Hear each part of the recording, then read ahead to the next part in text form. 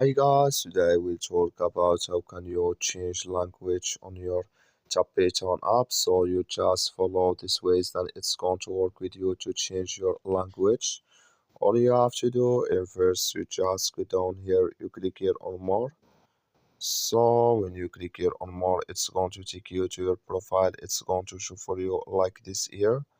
Then all you have to do next, so you just go down here, you keep going down here, so then you will find here language, you just click on it, then it's going to show for you a list like this here.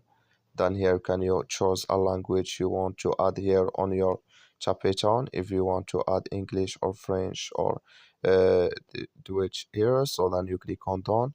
That's all you have to do. I wish you I get it. That's all. Thank you for your watching. Don't forget to support us by liking, subscribe. So thank you for your watching.